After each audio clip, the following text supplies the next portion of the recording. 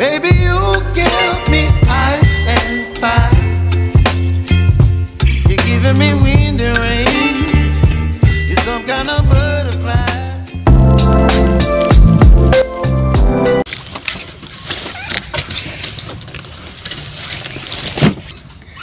Hello guys, today is August 22 na and it's currently 6 PM. Kakauwi ko lang. So, nakakapagod guys, ang init. Marami kaming ginawa today pero mag-base muna ako. Sinuot ko na pala yung jumper ko dahil wala kaming pasok bukas. Ngayon ko na lang sinuot. Puro quiz yung buong linggo namin simula Monday. Merong isang subject na magko-quiz kami kaya puro review ako tuwing umaga. And alam nyo ba guys, meron na kaming first PT sa may TLE, yung cookery. Magluluto na agad kami sa next week. Kagastos na naman guys. Kailangan na naman ng budget para sa mga cookery. Walang ilaw eh. Update ko na lang kayo mamaya pagkatapos ko magbihis and pag nagpahinga na ako. Guys,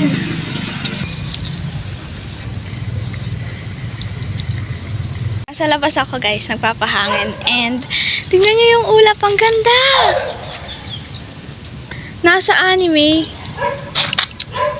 This is Bambi Ort and she is cutie dog. You're giving me wind and rain. You're some kind of butterfly. Baby, you give me midnight. You whip up my appetite. Don't leave me here high and dry. Oh. Hello guys, today is August 23 and mag 7 PM na. Wala kaming pasok ngayon hanggang sa Monday kasi may long weekend. Pero marami pa rin kaming gagawin na lecture tapos ilang assignment. Tapos meron akong ginagawa dito guys. Kanina pa. Pero hindi ko muna yun itutuloy kasi may papakita ko sa inyo. Nung last week guys, puro quiz kami sa lahat ng subject halos. Simula yun sa Monday tapos tuwing umaga nun mag-review ako kasi palagi may isang subject na magkuquiz kami. Kaya buong linggo punong-puno ng quiz. Binigyan ako ni Kuya dyan ng color blue. Yung folder na meron parang mga plastic na ganito sa loob. Clear folder yata to. Kailangan namin to sa science kasi hindi ganito yung sa science namin. Kasi yung sa English, ganito yung clear folder na dihila dito. Para daw hindi nawawala yung mga quiz tas activity namin. Tas para nakikita. Nilagyan ko lang ng pangalan dito pero mamaya didesignan ko siguro yung pinaka loob nito, yung pinakaharap. Tapos kagabi pala guys, ginagawa ko yung para sa TLE namin sa cookery. Kaso, ang nangyari, pero plinano ko na yun eh, hanggang sa may complete meal, main dish, tapos appetizer, dessert. Pero ang nangyari pala, meron kaming pipiliin sa sined ng teacher namin na complete meal. So, yung naisip namin na tortang talong, tapos yung iba pang para sa dessert, hindi pwede yun kasi dapat may susundin kami. Sinulat ko pa yun dito sa notebook ko. Pero magamit din siguro namin to sa mga next cookery namin. Tapos ang bilis kasi next week na yun. Mga Wednesday siguro yung pinaka-performance ng pagluluto namin. So kailangan din planuhin yung bago. Pero bukas ko na lang planuhin yung para sa may new ano namin, main dish, ganun. Kasi may gagawin ako ngayong gabi. And then, yung ginagawa ko ngayon, guys, is eto. Gumagawa ulit ako ng bagong parang agenda or mga naging quizzes, activities sa mga subjects sa lahat para may tracker ako, ganun. Yung ginawa ko kasing agendas notebook, parang hindi ko rin masyadong nagagamit. So, gumawa na lang ako ng ganito. Parang mas, ano pa ako dito, magiging productive pag ganito. Nilagyan ko lang ng ganito para hindi matanggal. Para malaman ko din guys kung meron akong kulang sa isang subject, dito ko ililista yung mga naging activity namin, ganyan. And meron pa akong dalawang subject na hindi ko pa nagagawa ng ganito. Ito lang yung ginagamit ko, yung marker na to. Tapos, Kailangan ko lang sulatan ng subject and kung anong mga activity na yung nagawa namin doon.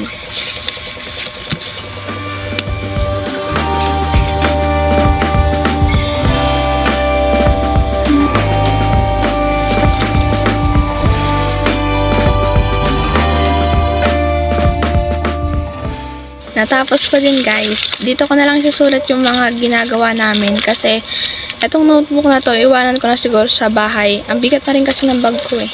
Bale, magle-lecture naman ako ngayon para bukas yung sa may cookery naman namin yung asikasuhin ko para sa pagpaplano. Kailangan na kasi yung ambagan din kaya kailangan na ma-compute at malaman kung ano talaga ilulutuin. Dito ko na lang ilalagay itong ganito kasi hindi kasya dito sa may isa kong lalagyan na pink. And ngayon naman guys, mag-lecture ako sa may math and naalala ko na English.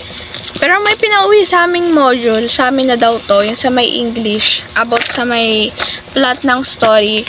Pero kukopihin ko pa rin dito sa may lecture notebook ko. Pero baka mamaya, pag natapos ko to ng maaga, gagawin ko yung sa may homeroom guidance. Meron din kasi kaming module doon, so module 2 na ako, pang first quarter. Ito guys, plot of the story. Uunahin ko muna yung sa may math kasi mas maunti yung sa math. Tignan nyo guys, napakagulo pag nasa scratch paper. Minsan di ko na din ito maintindihan eh, pero nakakopya ko naman. Kasi pag dinirect ko dito sa may lecture notebook ko habang nagdi-discuss, eh mabilis kasi minsan yung PowerPoint. O kaya kailangan talagang bilisan yung pagsusulat. So, baka magulo lang. Kaya inuulit ko na lang pag uwi ko sa bahay or pagka may free time dun sa my school. Eto guys, nahanap ko na yung sa may assignment namin. Akala ko wala eh. Sabi ko na nga ba may assignment.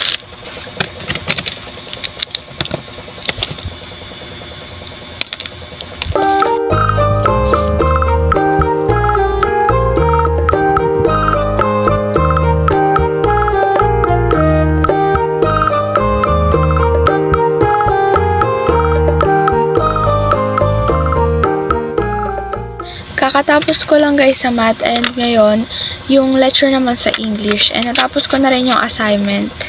Sana tama yung ginawa ko. Marami-rami na rin kaming ginagawa sa lahat ng subject guys. Tapos talagang normal class na ganon. May mga PT na, assignment, ganon. And parang nag-i-start na yung pagdami ng mga performance task. Sabi nga ng teacher namin, ano daw eh, 8 months and 1 week na lang yung klase ngayong school year kasi 'di ba ibabalik ng June yung pasok. Mabilisan lang yung mga lesson and yung mga assignment ganun, tapos mga ilang PT and ang bilis guys, mag-e-exam na niya sa September 23 yata.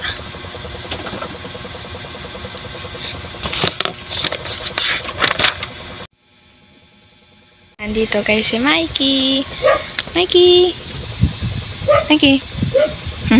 Bumibisita sa amin tuwing gabi si Mikey guys. Naaalala niya yung pagtulog-tulog dito sa amin tuwing gabi. Kasi nakahiwalay na sila ngayon dahil marami na yung aso namin. So, kakatapos ko lang dito sa mga pinag-lecture ko. Tapos sinagutan ko na rin yung homeroom guidance. 9 PM na guys. Ang sakit na ng likod ko kakaupo. So, ngayon, ililigpit ko na yung mga gamit ko. Natapos ko din. And, tomorrow naman, ang iintindihin ko is yung sa may TLE namin. Paplanuhin ko yung magiging ambagan, magiging ingredients. Kasi ako, guys, yung leader doon. Sana maging okay. At, trinay ko din naman. Para try ko kung kaya kong maging leader sa mga ganong style sa cookery. Pero kahit hindi ako yung leader guys, pagod na pagod kami kakabili ng ingredients. Nag-aalala ko kung saan kukuha ng pera para sa mga cookery and iba kong mga project. Ayun guys, bye-bye. Matutulog na ako. So, see you na lang tomorrow. Bye-bye! Hello guys! Today is August 24 and kaninang umaga pinanood ko yung video na sinend sa amin ng teacher namin para sa lulutuin kasi yun yung gagayahin namin. Pero yung mga dalawang video pa na para sa dessert and sa rice, hindi ko na napanood kasi akala ko yung para lang sa egg.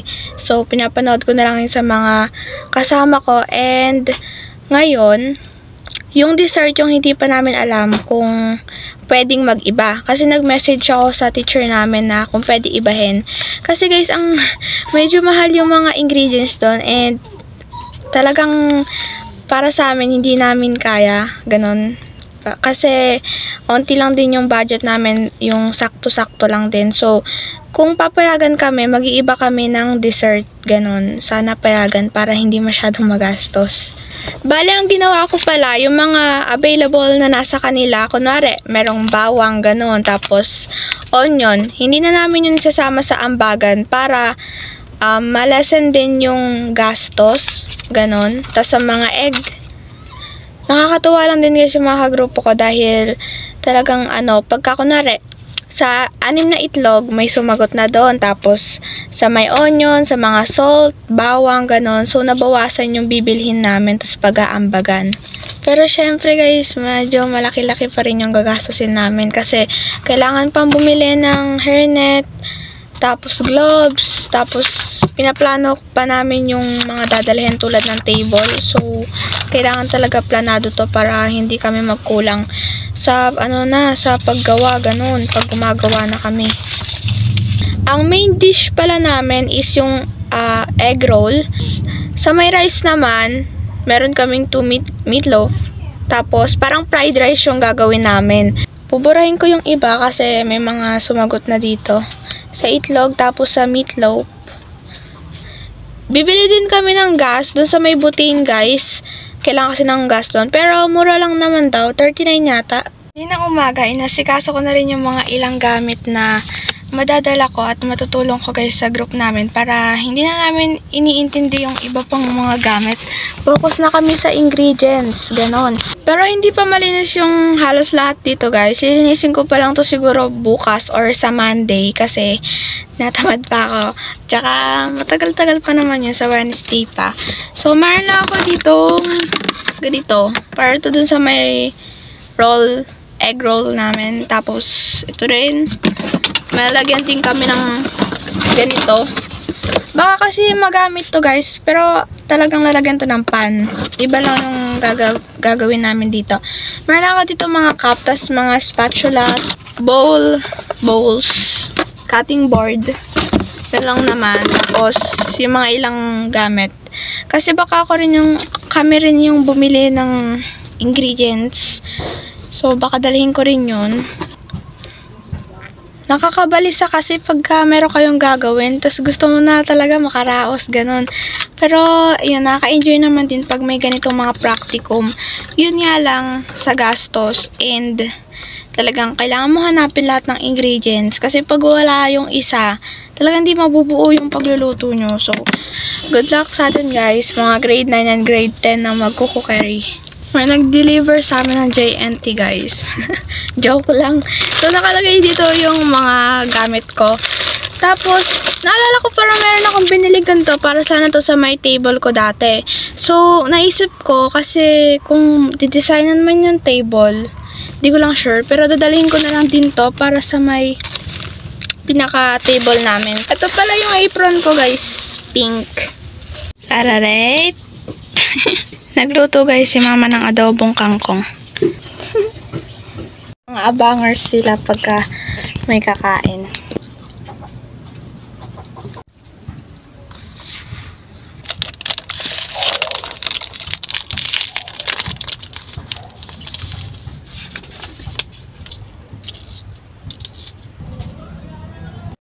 Dahil wala na akong masyadong gagawin na schoolworks, pwede na akong mag-drawing or gawin yung mga gusto kong gawin nung may pasok hindi ko magawa. Ginawa ko tong sketchpad ko kasi mag-drawing ako ngayon, ginaganahan ako. Pero kanina meron na akong na-sketch and tinasahan ko lang tong lapis. Then, ayusin ko na kasi sketch pa lang yon. Grabe, napakatagal ko na tong hindi nabubuksan. Bago ko ituloy yung drawing ko guys, papakita ko muna sa inyo yung mga na-i-drawing ko na dati. Ito yung sa may Noli Me Tangere, si Ibarra. Tapos, ito naman, hindi ko to sure. Dinrawing ko lang. Tapos, ito nung nasa school ako. Yung uso yung kanta na yung ang tawag doon, Iran, sa'yo lang ang tingin. Ayan. Tapos ito si Maria Clara. Kapartner kasi nito yun. Ito din yung iba pang drawing ko. Pinapost ko to sa my FB account ko, guys. Check nyo na lang din yung iba kong post. Pero para sa akin, guys, hindi naman talaga ako magaling. Dahil hindi ko rin naman as in nakokopya yung mga gusto kong kopyahin. Pero nagdodrawing na ako ngayon ng mga tao. Okay naman, pero hindi masyadong kamukha. Pero okay na rin para sa akin.